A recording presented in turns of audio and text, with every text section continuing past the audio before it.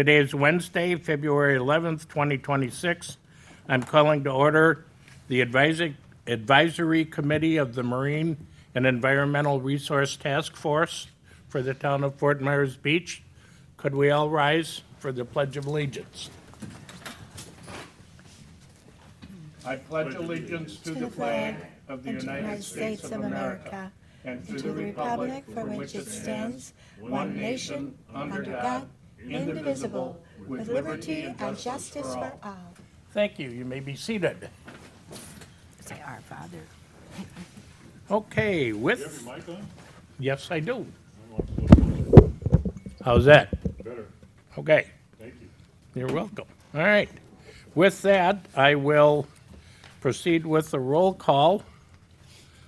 Todd Zaccanelli. Present. Make sure your mic is on. Present. Sharon Hagstrom, Present.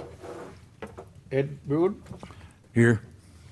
and Dave Nussbaum is here. Do we have, Bill Eltoff is on conference, and as soon as we establish the quorum, did you receive anything from Jennifer at all? Yes. Sorry, Chad Schutz, Town of Fort Myers Beach staff.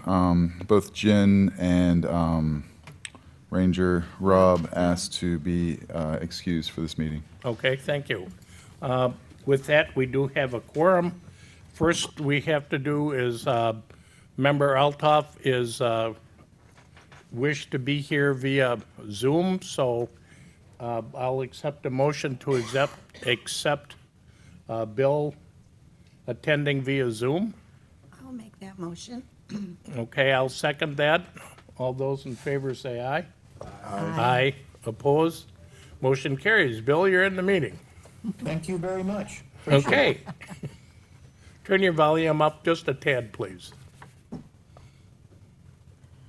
Is that better? Yes. All right. Okay, with that, I would like to approve the agenda for the meeting. There is a 1 o'clock meeting that they're having here. So in the issue of time, and we have a big agenda today, we may have to cut the portion regarding the updating the MERTF guidelines, but I'd like to keep that open, and if it gets close, we can table that till our next meeting. Is there any objection to that? No. No. Okay, with that, then, is there any problem with the agenda as written? None. So moved, okay, So I'll moved. accept the agenda, thank you. All right. With that, we now have to approve our previous meeting minutes. I'll take a motion to accept the previous minute meetings. Yes. So moved. So moved. I'll second that. All those in favor say aye. Aye. Aye. Aye. Opposed, motion carries. Minutes approved. Okay. Now that we got rid of all of the legal stuff, now we are open to public comment. We have a very nice crowd today. Thank you all for coming. I will do it by rows again. That seemed to work the best. So if there's anyone in the third row that would like to make a comment, please come up and turn your mic on. Okay. Is there anyone in the fourth row that would like to make a public comment? Please raise your hand and step forward. Okay. With that, I'll close public comment. Much better than last meeting. Okay, with that, going down the agenda, we are now at the MERTF Award. At this time, I would like to ask Kathy Turner to come forward, please.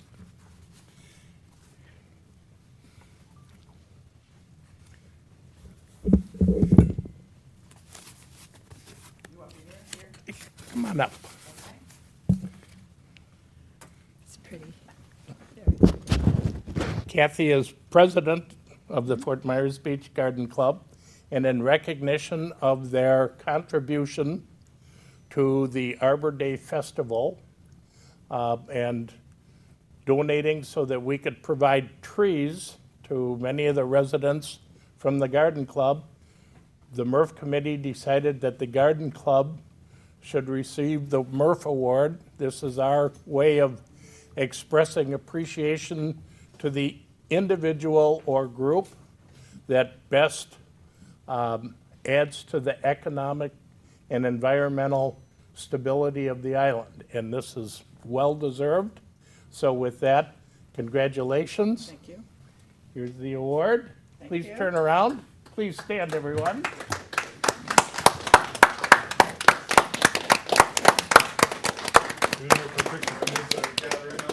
Who's in for picture? Yeah, come on in.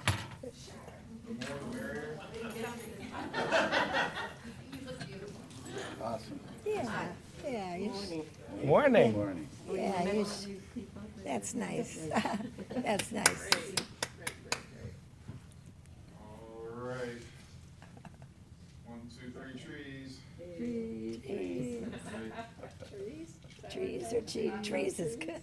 1, 2, 3. Trees. Thank you. All right. Okay, okay. Yeah. Pardon me? Yes, you.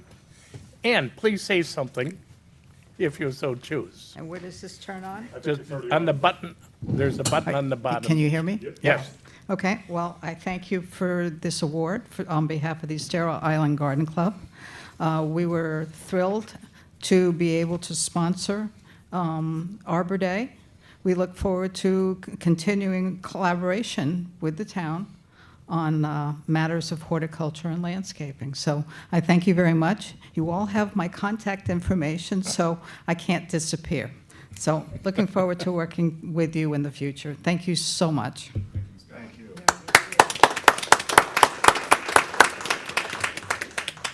Very well-deserved award. I love trees. Trees are probably the greatest renewable resource on the planet, and they always get second fiddle to somebody. So it's great that we have recognition of Arbor Day, my personal opinion. Okay. We now have a presentation. Are we doing Brianna's right now? Yeah, we can go to Brianna's. Okay, all right. We are going to have a presentation. We're going to adjust our schedule a little bit and have a presentation by Rebecca Schneider. Sorry. What do you want to do? Award Brianna Yeah, okay. We can do, Rebecca's still going to do the 11th presentation. okay. You want to do that? Is Brianna here? Yeah, Brianna's here. Okay, all right. That's okay. Sorry. What's Brianna's last name? Franklin. Franklin. And cool. Okay. The other award we have, which I thought we were going to move down, but I guess we're doing it now, is the other MERF award. And this is one that, Ed, I'm going to let you kind of give the narrative on this because you nominated Brianna.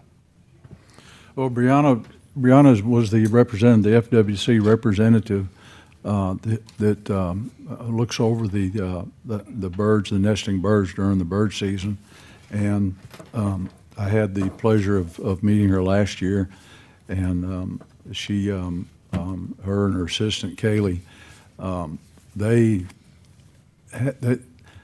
have a job that they do down there, and I understand that it's part of what they're hired and paid for. But from living there, behind the area that they monitor and watching them and all the effort that they put in, and they just work there all the time tirelessly, trying to make it work, and to work with all of the residents that live behind the nesting area, and the amount of labor and the time that they spent out there was just far above and beyond, I believe, that what they were actually expected to do.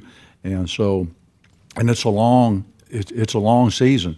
It's practically almost 6 months, and they're out there through the heat. It's during the heat of the year, and it just, I was amazed at how dedicated they were and how important it was to them to protect the nesting birds and to take care of the area. And so I just felt it was appropriate that the town recognized them for their efforts. So Brianna, if you could come forward, please. Here, Ed.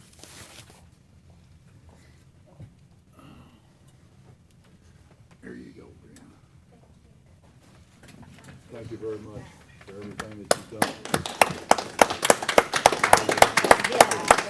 We appreciate it, especially all of us down on the south end. We really appreciate everything that y'all did. Squeeze in again for a picture, kids.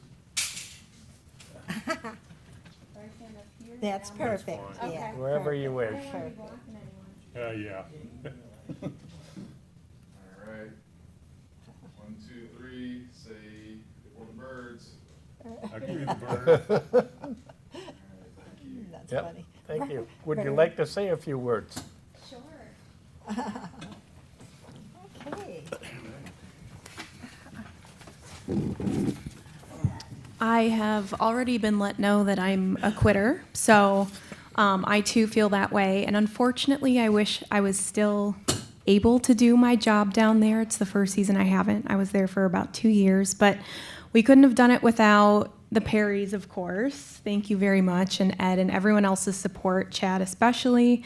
It was a big learning curve, obviously, but I think hopefully we started some things that continue in the future, and we can build upon the relationships that we made and, you know, better the beach for people and the birds at the same time. So thank you all for your support. I am still available. I may have dipped out of FWC, but I'm available for whatever you need, whatever assistance you may need, and just thank you all. I appreciate your support. Thank you, Brianna.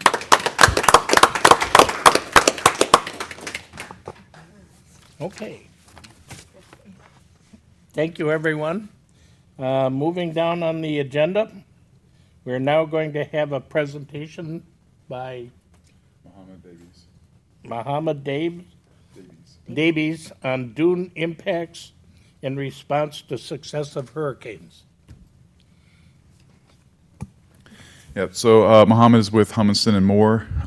They do great work. They've helped out a lot of condos and residences here on the beach. And I saw Mohammed's presentation just last week at the Florida Shoreline and Beach Preservation Conference, and immediately went to ask him, can you give this presentation to MERTF? Because it is very topical and relevant to what we've been through and what we're still going through here on Fort Myers Beach. So Mohammed, take it away. Thank you, Chet, for the opportunity to be here. And I have to say, I missed my turn coming in because my head was on a swivel. I haven't been here in a while, and I'm still in awe of how much Ian have reshaped the island and how much recovery has happened over the past 2.5 years. So kudos to everyone involved, and I appreciate Chad's bringing me back here, and also to see the beach nourishment being done. That was a long time coming. So as we all plan for more sustainability, we know we cannot fend everything, but we at least need to be ready for all the nuisance storms, and then know what to do when we get a big one. And no one knows that better than the town of Fort Myers. And hopefully you've met your quota and you met your multi-century event. So we'll focus on the high frequency storms and what we need to do to achieve sustainability. And the presentation that we prepared for this year is basically the outcome of our modeling and analysis and restoration efforts in Collier County. So, and Chad is no stranger to Collier issues as well as Lee County issues. So it's all the same kind of issues that we deal with. So in general terms, sustainability is function of our preparedness, is function of how we can prepare our environment to be a good habitat, not just for humans, but also for all the wildlife, as well as developing the natural features that help us defend some of the storms that come from the open Gulf. So in general, when we look at Fort Myers Beach, we're on a barrier island. And if we look at the presentation was regarding Collier County. For the most of Collier County, it's heavily developed. We have some parcels that are highlighted in those three circles that show the natural setting of a barrier island, a backwater or a lagoon, and then coastal vegetations. The dune and the dune vegetation is a very critical element of that coastal defense system. And that was the highlight of our paper this year. And for our resiliency, the town of Fort Myers Beach will be similar to that kind of typical profile where we have upland development and then we have the beach and the coastal system that is basically squeezed between the upland development that is not going anywhere and a barrier island that, if left unattended, would like to keep rolling landward. And that's why we keep putting beach nourishment, and the beach nourishment was done, and that was a long time coming, as I indicated, but we cannot lose sight of the fact that we had the litany of storms, especially in the past 5 years, where we had practically 5 major storms since Ian that kind of brushed us in one way or another and created all kind of impacts and multiple impacts. And our analysis was looking at how did the dune function before Ian and where we are with our restoration, because sometimes we restore the beach, but we kind of say the dune is if we have the space for the dune, we replant it. If removed all the vegetation, we don't really realize that removing all the dune vegetation makes us more vulnerable. So that was a case to quantify that. We started last year with looking at a natural setting of the Wiggins Pass Park, which is the northernmost inlet in Collier County, and it's a state park on one side and a county park on the other. And we basically tried to quantify the function of the dune and the dune vegetation in the storm resiliency. So without going into the technical details, we basically classified several plants, starting with the fronter, the dune front would be sea oats, then we have sea grapes, and then on the backside we could have established Australian pines and some mangroves on the back shoreline. And if we look at that sequence for that area of Wiggins Pass, you'll see that pre-Ian, the beach was backed by a dune and thick vegetation. And then after Ian, you see that the vegetation got kind of like reduced to maybe 50-60% of what it was before because of Ian. Plus, we also lost elevations, but because Ian kind of knocked out the dune initially, and it was stronger knock, when Helene and Milton came, they had an easier way of continuing to push the sand onto the parking lot that you see in the furthest picture to the right. That the whole parking lot is covered in sand. So this is just a model simulation of Hurricane Ian, and it basically shows the barrier, and the green color shows the vegetation, and then the graph on the right shows the storm hydrograph showing the water level as it rises up, and it rises from the back from the inlets, and then the island gets completely inundated, and then the waves keep pounding, and then we lose some of the trees, and then when the storm retreats, we see that we have some sort of overwash fans and sand that is flowing, pushes inland. And then we look at the model results at different stages, and in that specific case, we're looking at the initial condition, then at the peak of the storm in the middle, then after the storm passes, and then the the 1-2 punch is that, after Ian, we ended up with more storms knocking down a system that was already battered down. So without really going too much into this, I'll skip to the 3 profiles. The yellow area is the barrier profile before Ian, and and this area in the middle is where the vegetation were before Ian, and then you can see that Ian pushed the black profile line into the dotted line, which the translation into the back area or the landward area was not as extensive. We just had a translation of the dune because of the vegetation and established of dune. But then, because that system was already weakened, when we had when we had Helene and Milton follow Ian, you can see the red line of how much sand had easier way being pushed to towards the east side. So we took all this information to help with our design for the resiliency of Collier County, and the example I'm going to use here is for Pelican Bay, which is basically a small city within the Collier County that has its own tax district, and we're specifically focusing on an area that has a thin barrier with dune and vegetation and mangrove shoreline that is on the backside. There is Outer Clam Bay, and you can see the sequence of aerial of pre-Ian, post-Ian, and then post-Milton of how much loss of vegetation and how the dune got pushed into the bay and make it into an area that if we get hit by another storm, it might actually breach this barrier.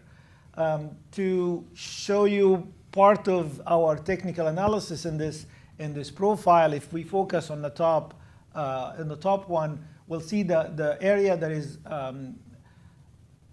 in yellow on the top. It's very difficult to focus. Is the profile before Ian, and then the red is the measured profile post Ian. And if we look at the water level going up and down in the model simulation, and then the storm comes, inundates, and then pushes the whole system down. This simulation was done without including any vegetation, and you can see how much without vegetation the dune got pancaked and pushed over 100 feet or 200 feet into the bay. But then when we introduce the vegetation and different layers of it, including the seagrass, the sea grapes, and the mangroves and the Australian pine, you see that the model response gave us results that matched what actually happened in reality, because all this thick forest help kind of slow down the progression of the sand overwash, as well as attenuate the energy of the water. So when we took it a step further and simulated Helene and Milton, and this example here shows how we were able, with the remnant of the vegetation, model the penetration of the overwash into Outer Clam Bay, and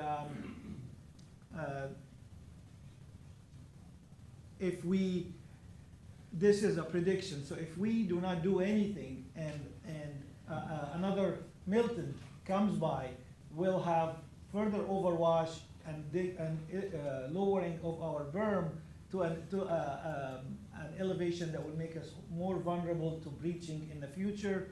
So to overcome that, we've came up with a plan that restored practically 3 miles of coastline from the city of Naples to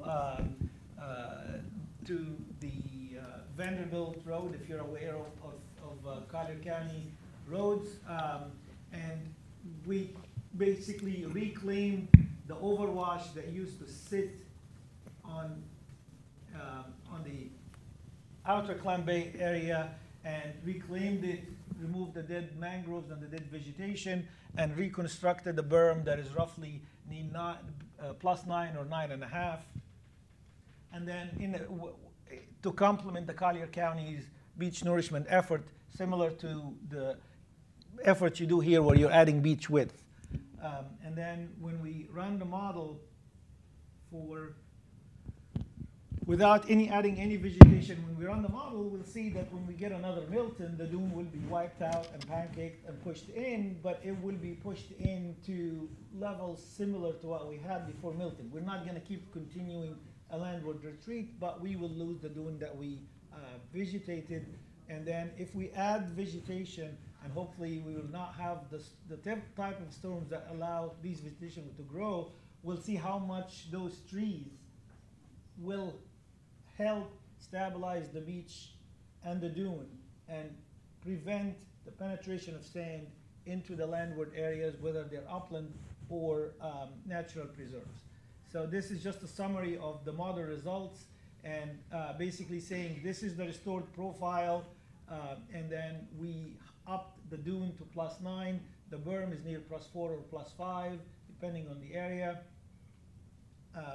And then if we don't have any vegetation, we end up, if we have another Milton, we'll have the level of overwash that you see there. And then with vegetation, we have a much more limited. So this basically highlighted the function of both the dune and the dune vegetation and the mature thickets that sits in the back of the dune in mitigating some of the storm damages in case of a future storm. And that effort has been, we're in the final stages of completing it at this point. In this picture here, we saw the area that I explained about the narrow section between Outer Clam Bay and the Gulf, and then the scale of the dune. You can see the project manager from PBSD standing there. So the dune, basically the dune height is roughly 5 to 6 feet above the berm, and it has practically a 75 foot base. So it is a decent sized dune, and we are now on the process of planting. We have planted about 3,000 mangroves in the area that you see there on the back shore, and then we're going from the mangrove plateau that we restored to plant more coastal dune plants, and we're continuing with that plan on the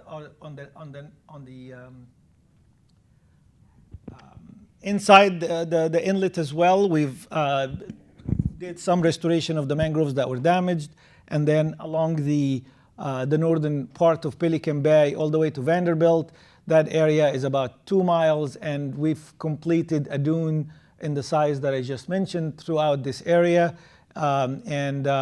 If I can just show you pictures that you're very familiar with, this is basically the windshield assessment of post-storm, where you drive on the beach and you see no sign of berm, damaged habitat, no significant dune whatsoever.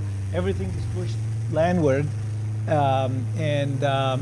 that was what prompted us to do all the effort that was done on those 3 miles. You can see that all these boardwalks, while they're still standing and damaged, currently the dune basically barely brushes the land, the elevation of those decks. Here is a picture of the post conditions, and this is the same tour 2 days ago, showing that the beach that was partly nourished by Collier County Coastal Zone effort, the dune that was basically reclaimed sand from the previous overwash, and then we have a more resilient profile. The planting is underway, and not only the dune, as you can see it in this picture, provide the resiliency, it also restores the level of privacy for private properties that used to have that privacy through a dune and a coastal thicket. So on choosing the elevation, the crest of the dune is basically above the eye level of someone walking the shoreline, and that adds another layer in addition to a meter and a half of storm surge that we might get. And that concludes my my presentation, and once again I appreciate being here and appreciate all the work that was done. That is very impressive to see how the town has recovered to some degree from, I don't know, was it considered finally a 300-year event, a 400-year event? I have no idea, but it's just a big Hopefully number. several lifetimes, Doctor. Yes, so but with all what we're doing, we're not planning, we're just saying if we have another 100-year event or a 50-year event, we should be able to have some resiliency to it where we can do manageable maintenance. But we should be able to withstand all the nuisance storms, all the king tides and high frequency storms without much upheaval that we expect from major storms. Okay, thank you, Doctor. Thank you. Do we have any questions from anyone? Yes, I have a question, if that's okay. Yes, that's Mr. Alto. Yes. Go ahead, Bill. Oh, thank you. Thank you, Mohammed. That was very good. Can we have copies of that presentation? I think Chad has the PowerPoint, but I think he can make a PDF because because of the videos and the animations, it's just not gonna be emailable. So if you can just print it to PDF, you can pass it along. All right. The second thing is you talked about sustainability or resiliency with the Australian pines. Since they're not really a native species, is there another tree like a sable palm that would I think it also comes provide the down. same type of protection? We use the Australian pine because they exist on the Wiggins Pass Park and some other areas, and it was introducing to the model different types of vegetation to create a thicket on the backside of the dune. So what we saw is while sea oats really help with a lot of the milder storms, helping keeping the dune elevation and helping trapping wind-driven sand, they don't really have that kind of resiliency to withstand when there is a lot of force pushing sand landward. But having mangroves at the lower shoreline in natural areas, having sea grapes and any kind of thicket on the backside of the dune really help reduce the penetration and the overwash limits. So in the case of Fort Myers Beach, you've got your road and your infrastructure right there, and you've got also properties that are sitting right on the edge of the edge of development. Having a dune and vegetation is a very valuable asset for engineering with nature and for resiliency. It's just a matter of when you plan those, you have to also be prepared to have some iterative process with this, because if we get storms before the plants mature, they become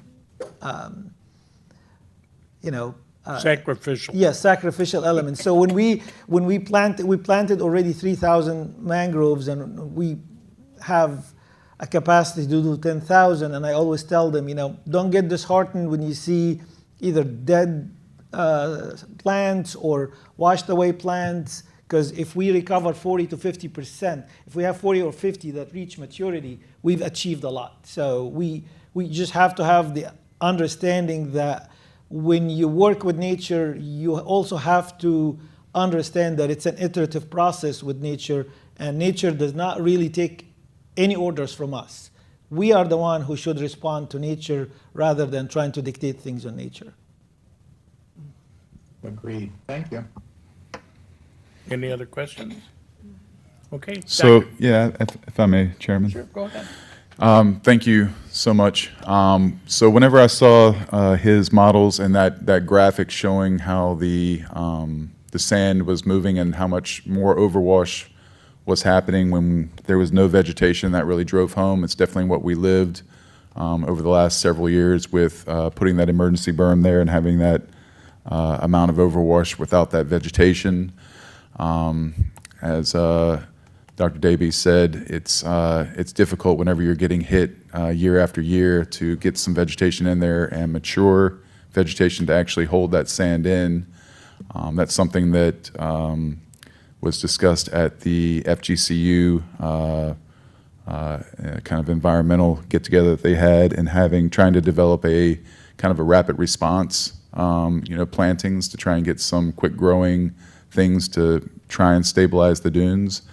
But again, whenever he made this presentation, it just seemed like such a great illustration and model of what we've lived and also therefore what we need to do in getting some more vegetation out on our dunes. One thing I did want to ask is, whenever you're quantifying the vegetation, just in a relative sense, from if sea oats are 1, what is a mangrove or a green buttonwood? What is a sea grape? We're obviously not going to be planting any Australian pines out here, but we can get some, equivalent, trees and everything. So what would be like the holding power that you're assigning it in the model, and how did you come to that? I would say buttonwood is a very good alternative for dune vegetation, especially in the backside of the dune, and the sea grapes as well. They grow big and high, and then they become. I'm trying to focus on the root structure as well as the thicket that develops between the trunks and the structure of the tree itself. So having a combination of buttonwoods and sea grapes is what we recommended and what we're planting. We're not planting, obviously, we're not planting Australian pines, but that was what was there, Sure. and that was what we were trying to calibrate to. So I think it is important to diversify, and also I'm not a biologist, I just give the feedback. So initially, our biologists came back and say, let's plant the overwash where that sand is. And then I looked at it, it's like, okay, if we retreat 50 to 100 feet based on 2024 storms, we're losing acreages of wetlands, we're losing a lot of space, plus we lost the elevation of the dune. So we came up with the plan to kind of flip back the overwash to restore the dune, and then the biologist came with the planting plan, and we put this information in the model, and we believe that we have a much higher chance of withstanding storms with the current plan than just planting existing overwash. Okay, we can't have questions from, that's in, Him afterwards.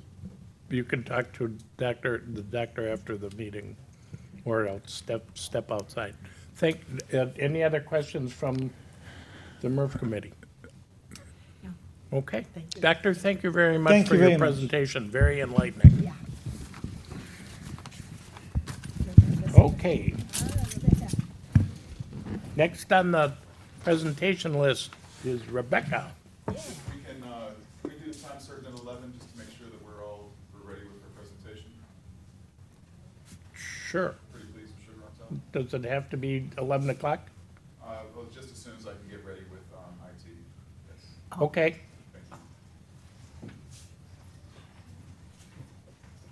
Yeah, she's here. Okay. She is here. Yeah. We didn't get to the time certain. Okay. While Chad is stepping out, we can move down a little bit. One of the items that we had on our list, and Sharon, can I borrow the email that I sent to you, that you copied? We had talked about ecotourism, and that was one of the items on our agenda. We're charged under the MERF, or under the comp plan, to go through and develop not only a list, but then try and have a unified voice from the town as far as where to go and how to do it on an ecotourism. And for those watching, ecotourism is something that doesn't leave a footprint. It's renewable and doesn't have an environmental impact. So the list that we have been putting together, obviously beaches, sunning on the beach, shelling, bocce ball, kite flying, wherever you've got space available on the beach all around the island. We have kayaking, and the committee needs to develop places where you can launch on the island. We need to get with Chamber of Commerce and determine what vendors are on the island, where they can rent. That's certainly something. The Mound House is, the number one tourist attraction, I believe, Counselor, in Lee County. It was voted last year, or one of the top 5. Your memory is better than mine. Okay, But I would say that kayaking, the Mound House does offer that as well. yes. The Fort Myers Beach Historical Society, Matanza Pass Preserve, when it does open, on the north end of the island, is another one. We have pickleball courts that are opening on the island, some that are open now. We have a walking track that's been poured and is functional, but that will continue to get some work At Bay Oaks, yes. at Bay Oaks. The Blue Gym at Bay Oaks. We have cycling to Lover's Key. Lee County is expanding the bike trail to Bonita Springs in the future. I just saw they got a $1.2 million grant to expand that, so that's something where we can promote that going forward. The Bay Oaks Pool when it's open. Estero Island Arboretum self-guiding tour. This is something that I wanted to dovetail in with the Garden Club, who gave me this wonderful brochure that came out several years ago, and there's very few copies left. But in talking to Kathy this morning, she said they would be in favor of helping put together a self-walking, self-guiding, biking, or walking tour where we could talk about some of the classic trees that are on the island, get bronze plaques in, similar to what's at Mound House, only have it cover the entire island, so it's not only a hiking or biking, but it's a very educational thing where you can go through. And get some permanent brass or bronze plaques that sit there and commemorate a gumbo limbo or a banyan tree or a historic oak tree, so on and so forth. We also have Little Estero Island, and that's a key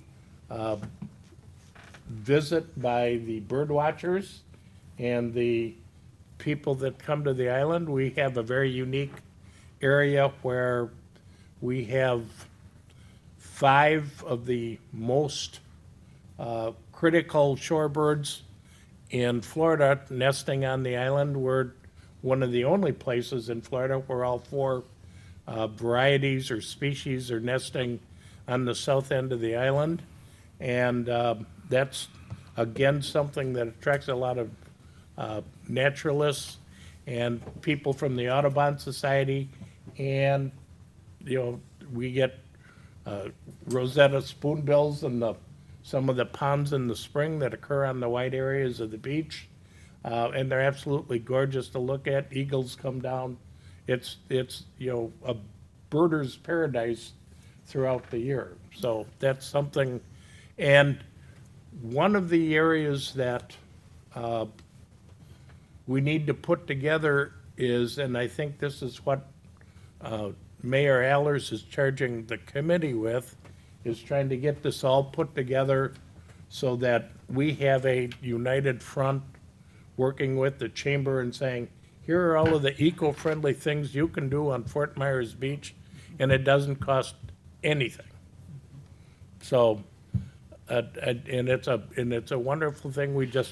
And that's one of our charges to get done in 2026. And add anything else that anyone from the audience or, Fort Myers Beach or the committee or staff would like to add on that. Sounds great. Okay. So, Thank you. did I use enough time up? Yes, we are good to go. All right. We can take that off the agenda, and what we will try and do is get a permanent list out and then figure out how we're going to attack that. Okay? Dave, can I add one little point there real quick? So- Good morning, everyone. I'm so excited to be here. To introduce myself, my name is Becky Schneider. I am with the Florida Fish and Wildlife Conservation Commission. I work specifically in our Division of Habitat and Species Conservation and our Wildlife Diversity Conservation section, which includes our Florida Shorebird program. That's top down to bottom. I'm here because I've been invited by you all to give a presentation about the shorebirds that nest on this island, and I want to start by thanking you all again for your interest and support of our program and of shorebird conservation in this community. I also want to commend my staff who have worked really, really hard on building relationships in this community and making sure that our program priorities for shorebird conservation are implemented in a way that is working with the priorities of Fort Myers Beach. So I will caveat also by saying that the information that I'm going to present in this presentation is due to the hard work of my field biologists and staff who put in a lot of effort last season to make sure that these data were collected and these birds were protected. So if there are any questions that I can't answer, I'm happy to say that they are all here in the audience today. And so I want to make sure that they get the recognition they deserve as well. So again, good to see everyone who I've met before. Thank you for the invitation, and I'm excited to meet folks that are new to me today too. Okay, so we'll start with the nesting outcomes of the 2025 season. Black skimmers had a peak adult count of 849 individuals and a peak nest count of 270 individuals. They fledged an estimated 225 chicks, which is a fantastic level of productivity, and we're really excited about those numbers. Least terns had a peak adult count of 413 individuals, peak nest count of 250, and an estimated number of chicks to be 221. These are our two colonial nesting species. They can primarily be found on the south end of the island on the Carlos Beach properties. Our snowy plovers nested 3 times. They fledged 8 chicks, and with there being 0 renest attempts, I think that means that their nests were successful the first time around every time, which is really commendable because that means that they were protected well from disturbances. They didn't have to try again and again for that success, and that means their chicks are more likely to be healthy and grow because they have the whole summer to do so, and so hopefully we'll see some more adults this season. Wilson's plover, total nests of 8. They fledged 10 chicks. They did attempt to re-nest twice. The Wilson's plovers were primarily nesting in our critical wildlife area, and so that is exciting because we have these Wilson's plovers in that CWA. I want to point out that the Wilson's plover just last week was approved by our commission as a candidate species for listing. So for a long time, this species has not technically had the legal benefits, so to speak, of the other species when it comes to imperiled species protections. But our commissioners did approve it as a candidate species, which means we will be moving forward on listing status of the Wilson's plover, which will make a total of 5 imperiled shorebirds nesting in Fort Myers Beach, which is including the Wilson's plover. The American oystercatcher has been known to nest on this island before. We did not have any nests this season, or last season, I should say, but there are adults still present throughout the year, and we know they utilize this habitat. Okay, I'm going to start from kind of the top down, or the north to the south, and highlight some of our nesting areas. I know these maps may be hard to see on the screen. These data are all pulled directly from our Florida Shorebird Database.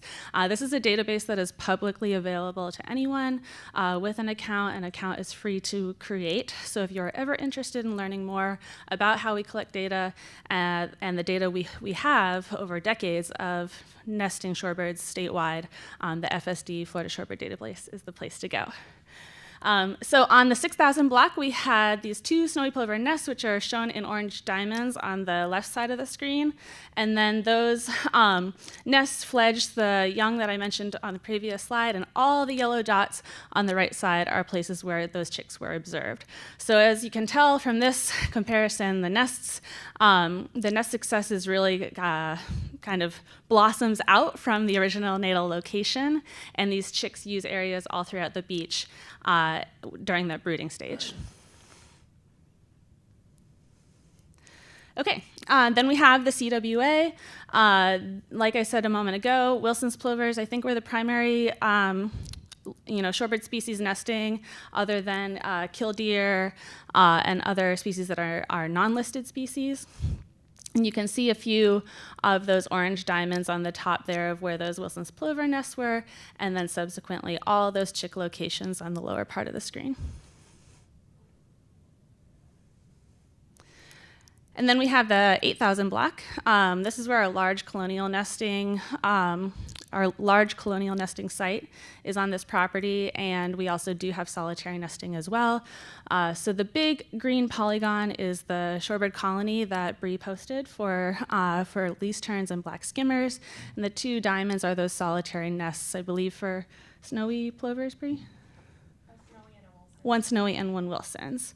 And then subsequently, all those chick locations all over the beach. I know this aerial is a little outdated, and the beach does not necessarily look exactly like this after the recent project, but that lower lying area to the east is obviously a place where chicks like to spend their time because it's a little wetter, and we call that a critical brood rearing area. They can get resources there, and mom and dad like to take their little ones there for a day in the park, so to speak.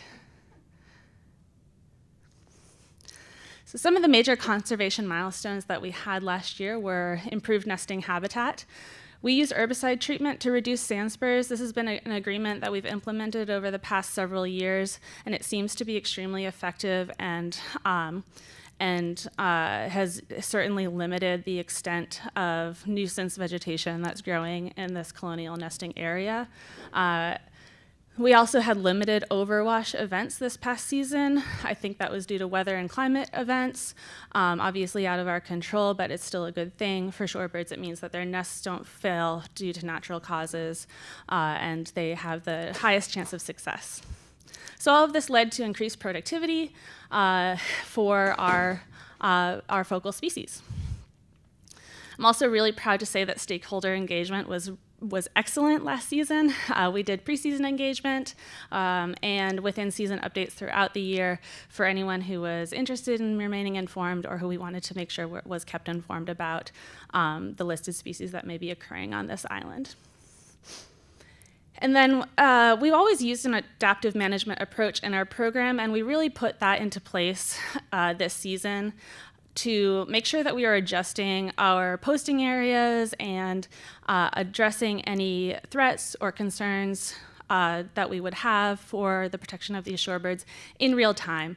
And that was through a lot of hard work that Bree did with stakeholders, making sure that we were operating in a way that was, as I said earlier, conducive to not just the birds, but also the property owners.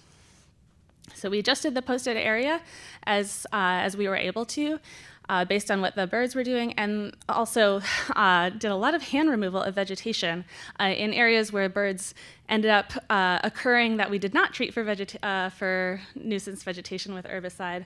We didn't anticipate them to spread out as much as they did, and so we ended up doing some manual removal there. And I'll get to a point on that in just a moment. Okay, so the management we implemented in 2025 was to post an agreed upon area shown in the yellow polygon on the map.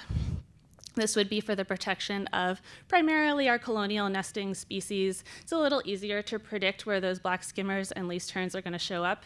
Each year, the solitary nesting species will return to the same general area, but they won't have the same precise nest location year after year.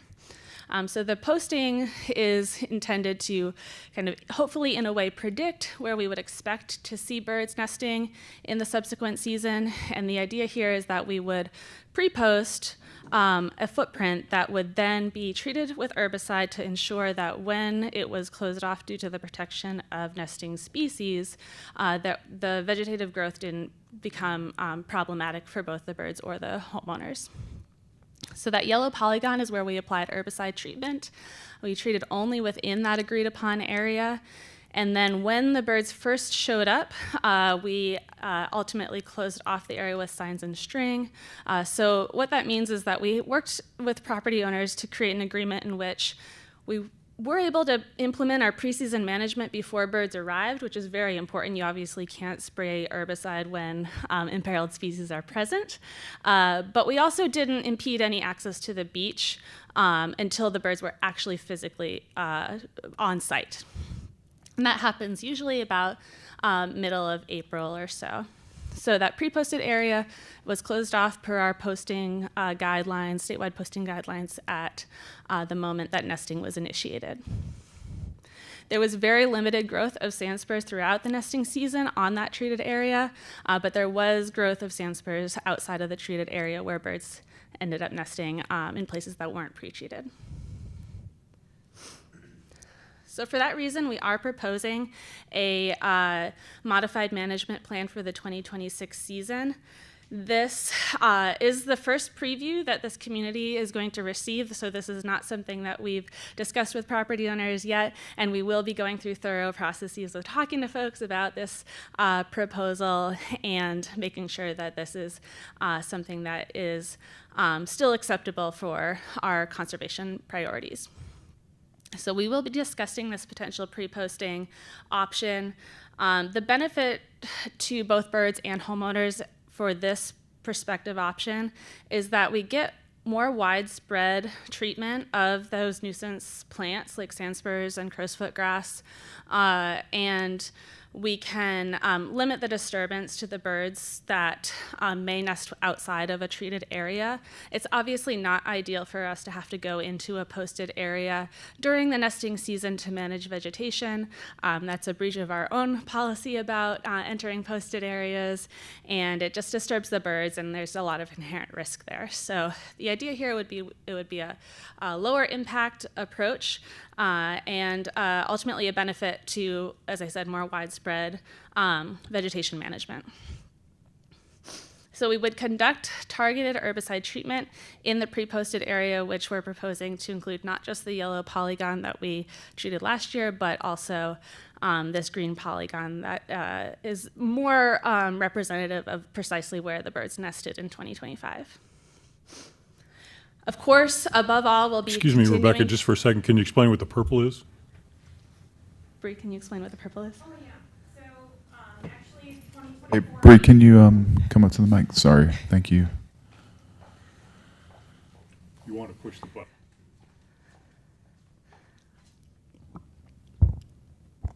Okay, so the yellow plus the green area, the polygons, that's actually the footprint of nesting for the 2024 and the 2025 season, so 2 seasons consecutively. The purple area is where we had the highest amount of sand spur and vegetative growth throughout the 2024 and the 2025 season, which on the easternmost side backs up to that little lagoon area that gets really, really wet during season, especially with heavy rains and overwash. So that purple area is where we actually had to go against our own policy, go inside the nesting area and hand pull bags and bags of sand spurs to prevent any type of medical issue, injury, or illness to the birds that were there at the time. Thank you. Yeah, thank you, Bree. And the reason, the ecological explanation for why there's probably a lot more vegetative growth in that area is because it's a garden that gets watered, right? It's a little wetter down there. Okay, so as I was stating, above all, we're going to adhere to our adaptive management framework for conservation of these species throughout the nesting season. So we'll continue to work with property owners. We will agree to close off the posting only after nesting has initiated. We'll adjust the posting size as the colony establishes so that it's an accurate reflection of where the birds are actually present. And we'll prospectively decrease posting later in the nesting season as the colony diminishes. As you saw in those maps earlier, once the nests have fledged and the chicks are mobile and on their own, they're not going to know where our signs and string end, so they're going to be all over the beach. And in that sense, it really is important for beachgoers to be generally vigilant of where they are recreating, but the posting itself doesn't necessarily need to continue to be there if it's not protecting a nest. So what this community can expect from FWC coming up are preseason stakeholder engagement. We will be corresponding primarily by email for some of those preseason communications. We do plan to host a virtual meeting where we can discuss this management plan in more detail. This is just a preview and just a proposal that has not been thoroughly refined yet and has not been presented prior to today. And so we'll have continued engagement and communication with stakeholders throughout the nesting season and make sure that we're working in a way that has been proven to be successful for everyone, especially in the past 2 seasons, with this thorough level of communication.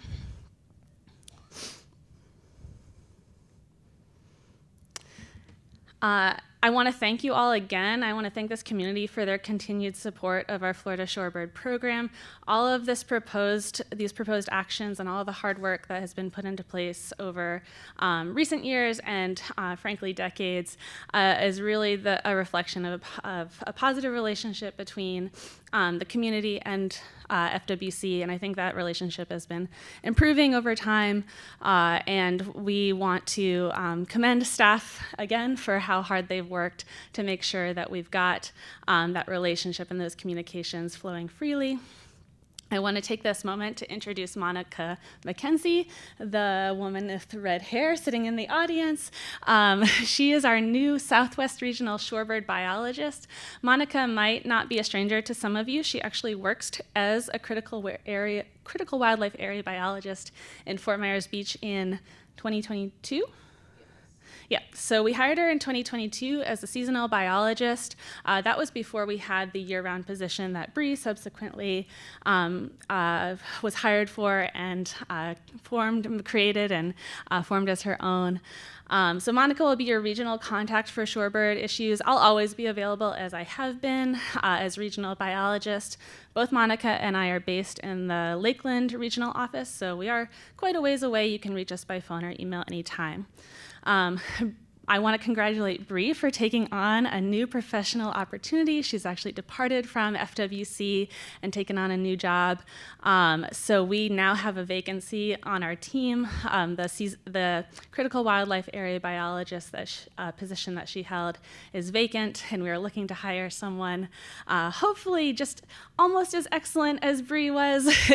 And we will be getting that person ideally in place in March so that they can start to build those preseason relationships and get ready for shorebird nesting, which will start in April. And I want to thank you all again for your time and the invitation to be here. I'm going to spend a little bit of time out on the beach later this afternoon. Anyone who is interested in joining me and my team are welcome to do so, and I'm happy to take any questions.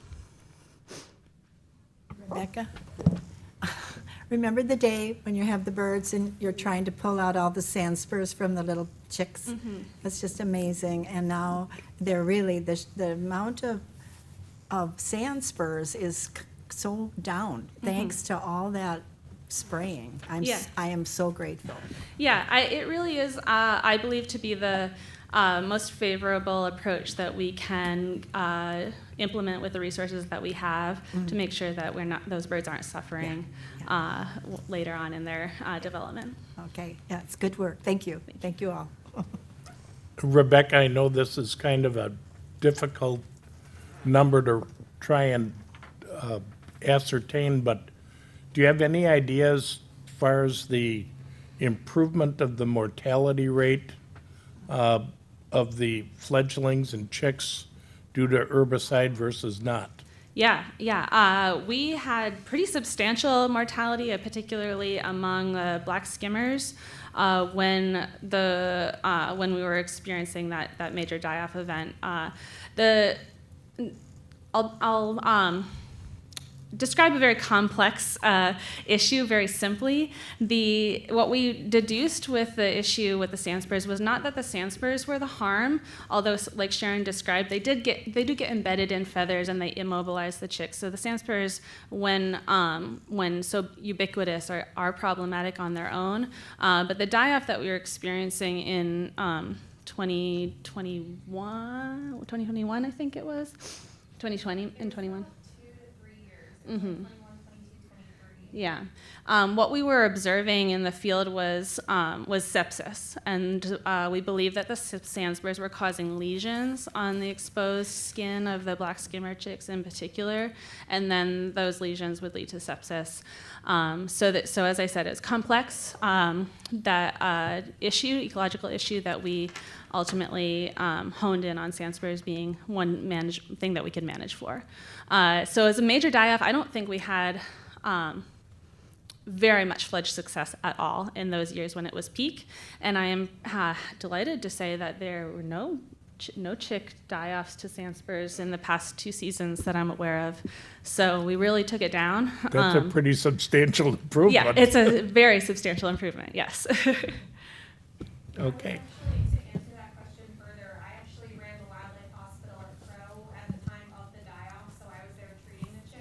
Okay to ask a question now? I'll repeat what Bree's saying. She's the reason I turned to Bree to get clarification on this is because her previous position of employment before taking a position with FWC was at the Crow Wildlife Hospital. So she was actually attending to a lot of these chicks when they were admitted to the hospital. Every single chick that made it into the hospital passed away or had to be humanely euthanized due to the significance of the septic arthritis and septic joints that they sustained from the injuries. So yes, Becky is correct. We did not have any succumb to this illness the past 2 seasons with the increased herbicide management. Excellent. Thank you. Any other questions? Becky, can you give us an approximate time when we can expect to see the herbicide being applied so the property owners have an idea of a time frame? Yeah, Bree left us with some recommendations about that timeline. We will be working with our own internal staff's availability to get folks out here to do the spraying, but our target would be towards the end of March, again, with birds arriving usually in April, and actually plover nesting initiating as early as the beginning of April on this island. We wouldn't want to inadvertently harm any eggs that might get laid early, so we'll want to do that spraying probably before the end of March. And I'm not sure if you can answer for Bill, but I'm curious. Bill typically rakes the beach pre-season. So will he be raking the beach before the herbicide is applied or after the herbicide is applied? I think before, we'll still adhere to the same agreement that we've had in place for several years to do raking no later than March 15th, I think is what the permit says. So that would be a mid-March deadline for raking, and then we'll do spraying after that. Okay. Regarding the Sunset or 6,000 beach, are you planning to do any herbicide on that particular location? We've never had any evidence of vegetation harming our plover species, so we wouldn't recommend herbicide management for that Thank site. you. Hey, Becky. Just want to thank you and your staff again. I mentioned y'all in the presentation that we gave at the last council meeting. A big thank you for all the collaboration and faith in staff and community for the Beach Renourishment Project and bringing that to fruition. It was a big deal for the community, and we could not have done it without all of that, again, that collaboration and working together. I saw the numbers that you gave for the different bird species. Do you have an idea of what percentage Fort Myers Beach is contributing to the overall productivity of snowy plovers, and are we significant? Are we just a blip? Or I wish I had that statistic. I can't give you a proportion of species, but what I can tell you is that, as Mr. Newsbaum mentioned earlier, this is among the only sites in the entire state where we have all 5 of our state-listed species, Wilson's plover being soon to be listed, nesting in one place. So that is extremely impactful to the priorities of our Florida Shorebird program. And our ultimate goal within the program, the reason why we are funded to do the work that we do, is to increase the statewide population of these species by 10% before 2029. And we are well on our way to achieving that goal. There's no expectation that we won't. And so again, this is really important site, and I want to commend the community for supporting shorebird conservation for that reason. I think the last thing I read, and that was several years ago, 2 or 3, that said there were 105 breeding pair of snowy plovers in the entire state of Florida. Yes, So- yeah, I don't know the exact number, but we do a statewide abundance estimate. Our data team processes those statistics based on data that's submitted by staff and volunteers statewide who are counting birds month after month. And we have abundance estimates for all 5 species, and the plover numbers are, yes, in hundreds. It is So- concerning, yeah. So if we threw 8 new ones in there last year, that's well on your way Yeah. to your goal. That's a good proportion, yeah. I believe Bill had a question. Hi, Becky. Bill on the MERTF committee. David asked about the 6,000 block, about herbicide treatment. I'm going to ask about the 7,000 block. Or you have any Yep. plans for that herbicide treatment in that area? We manage the CWA, the Little Estero Islands Critical Wildlife Area, for the protection of nesting shorebirds in that on that site. And there's due to the minimal amount of disturbance, or in fact no disturbance, to the CWA habitat over the course of its establishment, we haven't seen that overgrowth of nuisance vegetation. We see a lot more native dune vegetation in the CWA, so we wouldn't have any reason to manage sand spurs in the CWA. And the nesting on the 7,000 block on private property does not support imperiled species outside of the CWA. I think we've observed some killdeer nests, but I'm not, to my knowledge, we do not have listed species nesting on the 7,000 block. Okay. And we have a raking permit that expires basically, or gives us the right to rake up to the start of the season, seaward of the vegetation line. Is that correct? I'm not exactly sure what the CCCL permit conditions are, and I don't know in that area exactly where the coastal construction control line is, but I see Chad kind of shaking his head maybe. So we have I'm not sure if I heard you correctly, Mr. Bill, but so the raking permit is for landward of the CWA. It specifically calls out, and correct me if I'm wrong, Mr. Perry, with a nod, that the raking permit as it stands right now does not allow raking within the CWA unless we get explicit permission from FWC, which may need to be updated with the CCCL program. And I think we've come to an understanding with Becky and working out the management of that area. And I'm seeing Becky nod, just for the record. I understand she will be visiting with Bill Perry this afternoon to our area down on the 7,000 block today. So I will ask a couple of the board members to meet her and ask her a few questions, just for clarification. Okay. And I should Okay. say too, part of our job as regional species conservation biologists is to provide technical expertise for any state-listed or non-game species. So we can certainly answer any questions and provide customer service on what might be the most appropriate thing for wildlife management. And I look forward to meeting with your folks, Bill. Thank you. We're looking Okay. forward to it. Any other questions for Becky? No, just a big thank you again. I think it's such a big home run for not only that we put nearly 1 million cubic yards out on the beach, but also had such great productivity from the shorebird nesting birds, shorebirds. Here, here. Agreed. Thank you all again. All right. Thank you, Thank you, Becky. All right.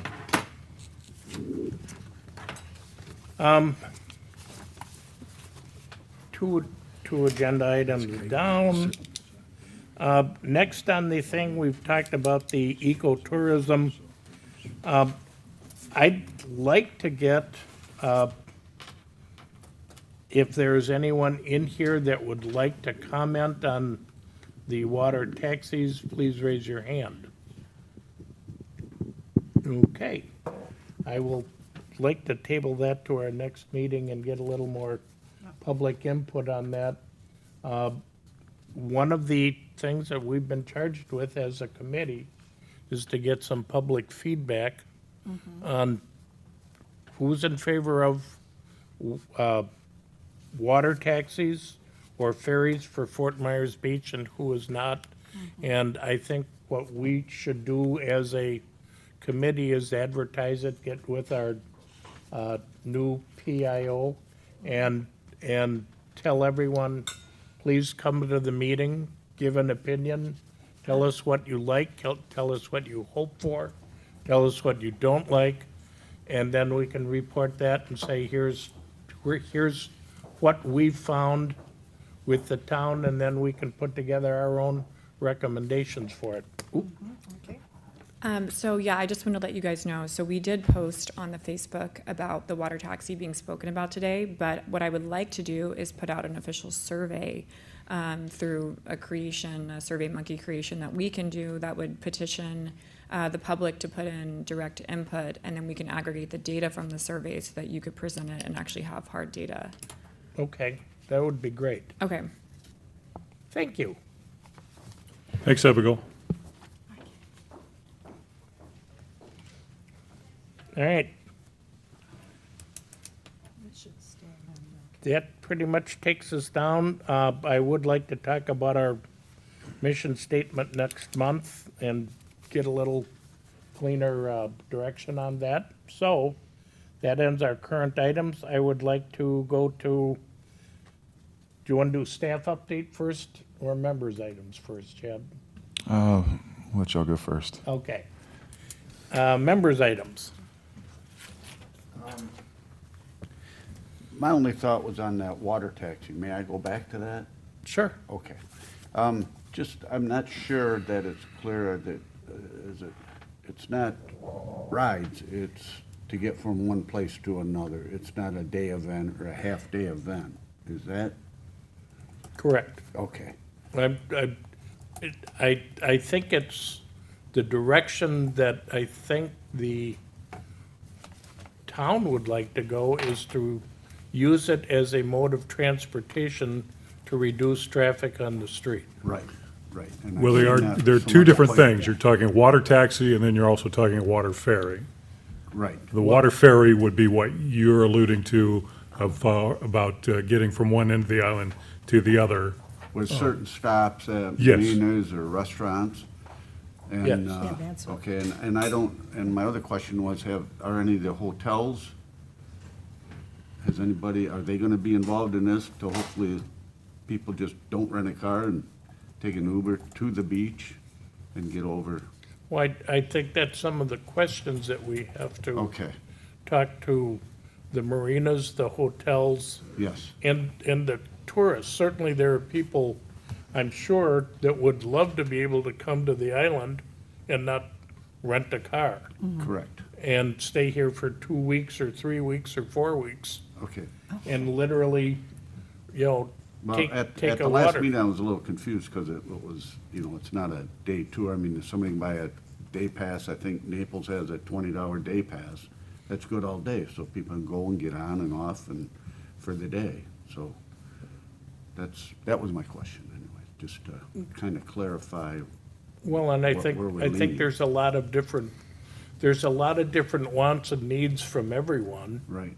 And I think our goal, as Mayor Allers explained it to me, was try and find out what the wants and needs are Okay, and present it back to them and say, here's what we found.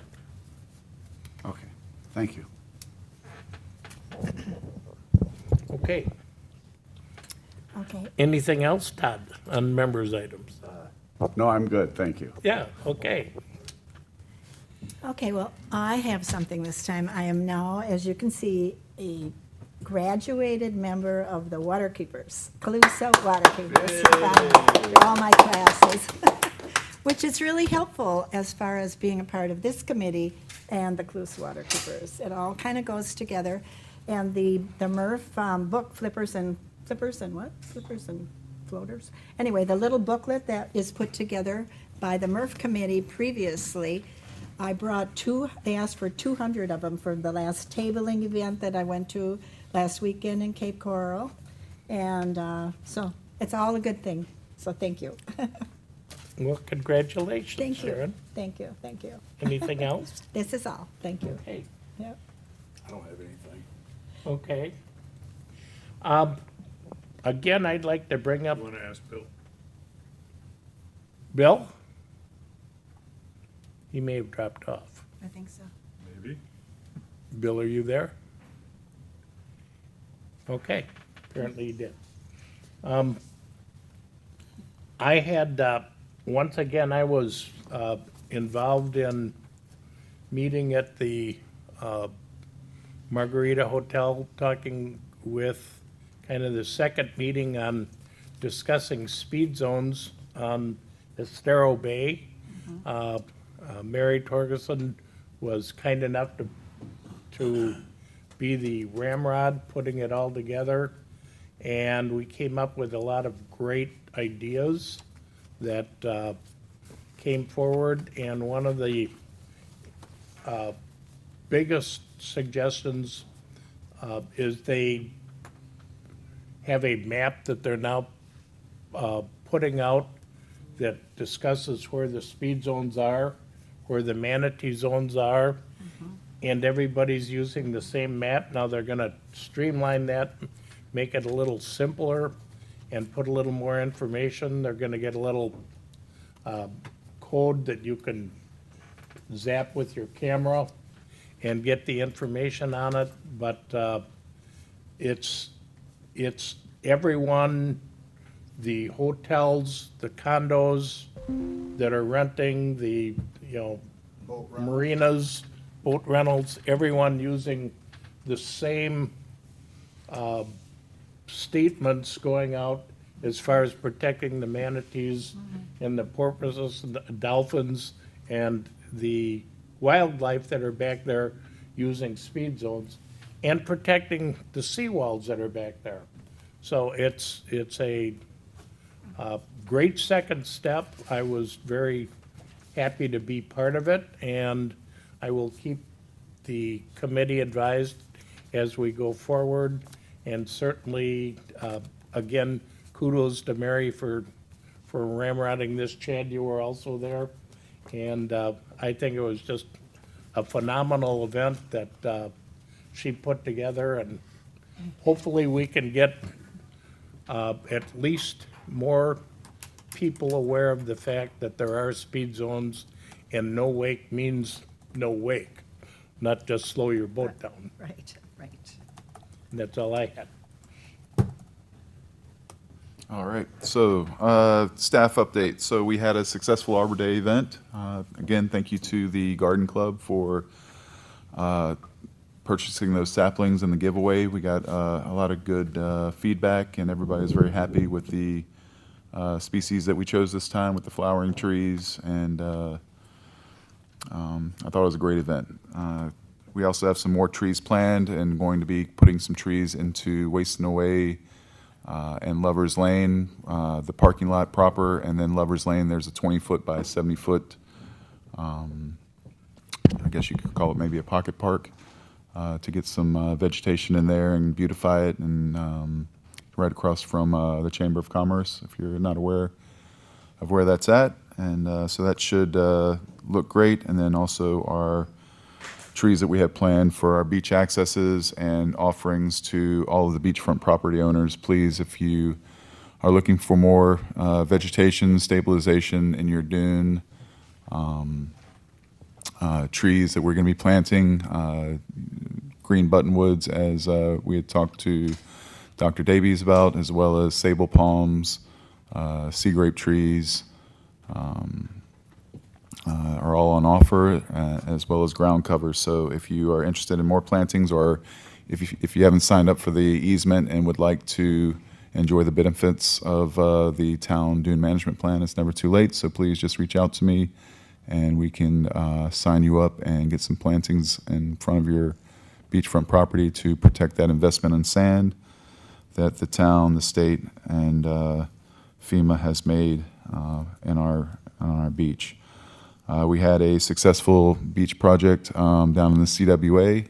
This was in the original template of our permit, just filling in some scour and some low-lying areas that were not done in the original project due to some logistical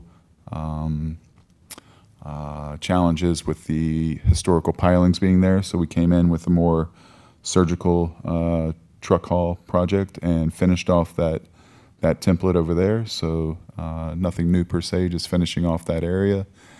Came out really good. We were able to protect some of those buttonwoods, that line of buttonwoods that was there.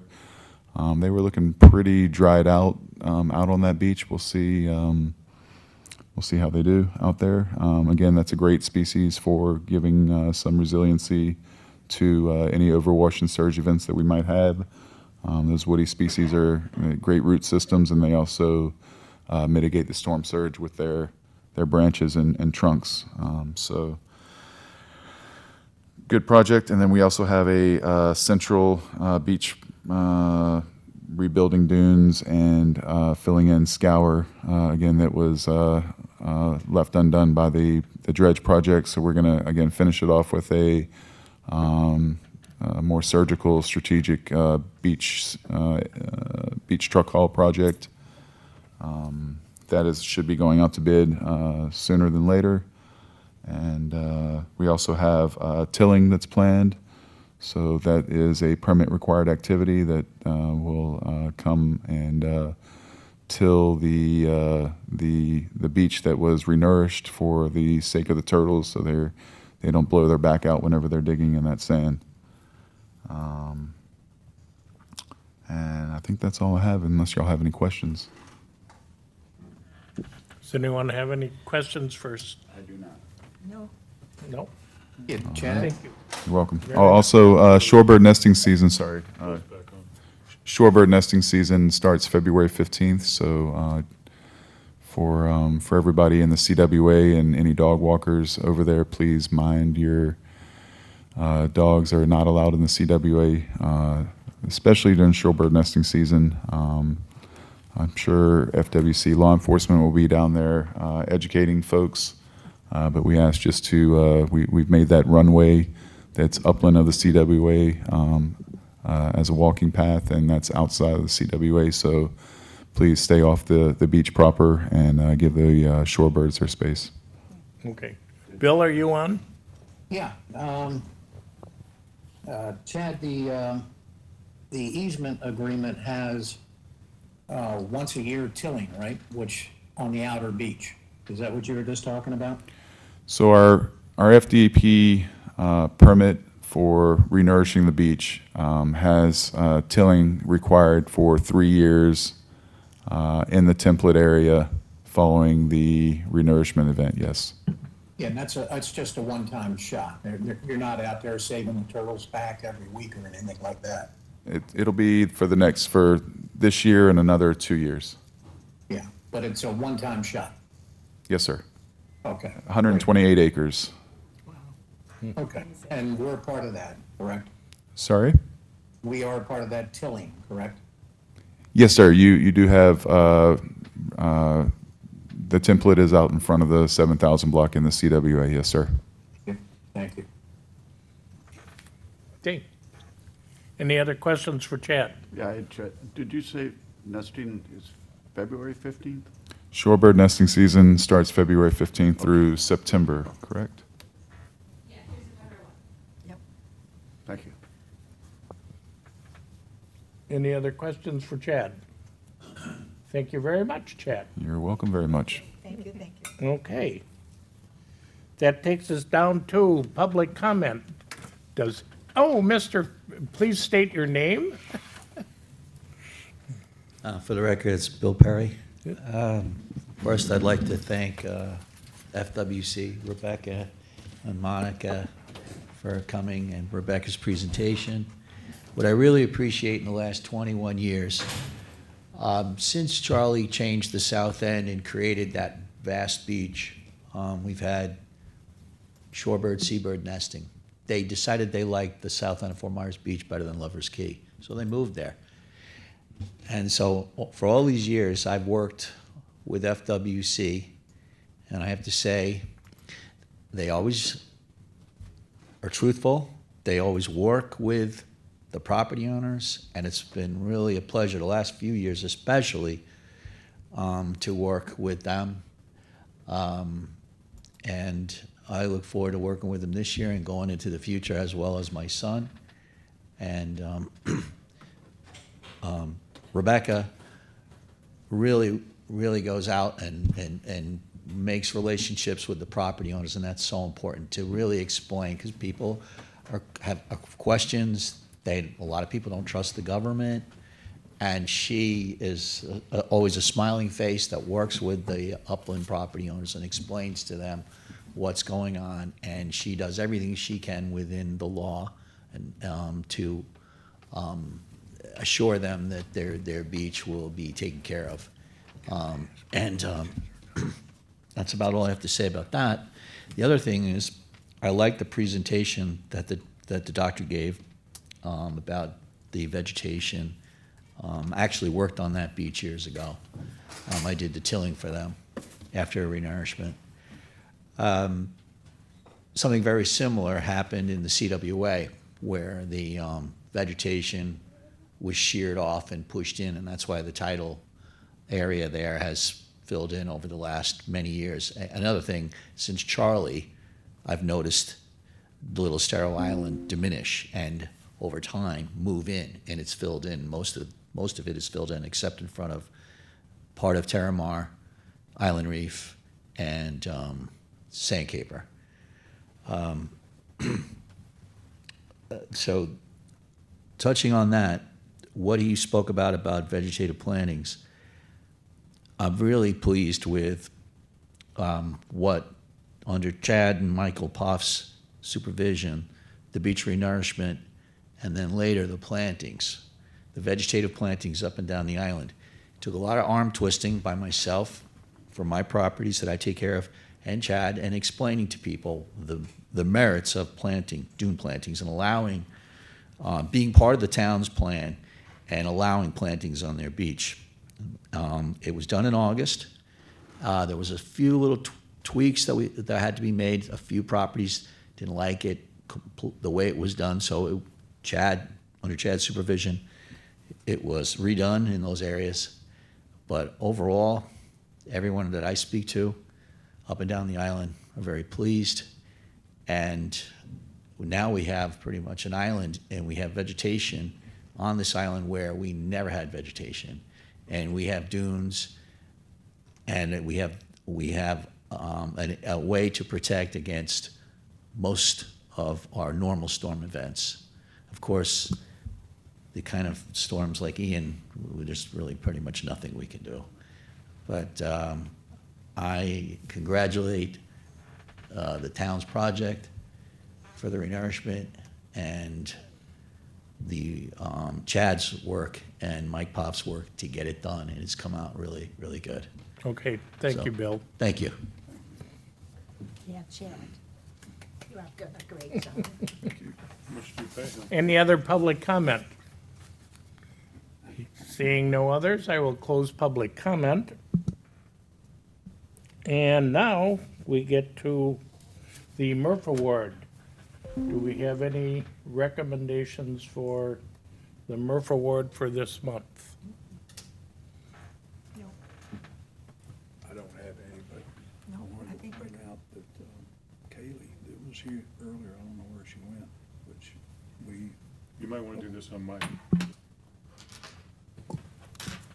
Mr. Chairman, I just wanted to point out, Kaylee that was here earlier, this was Brianna's assistant this last year, was also a recipient of the MERF Award at the same time. I don't know where Kaylee stepped out to.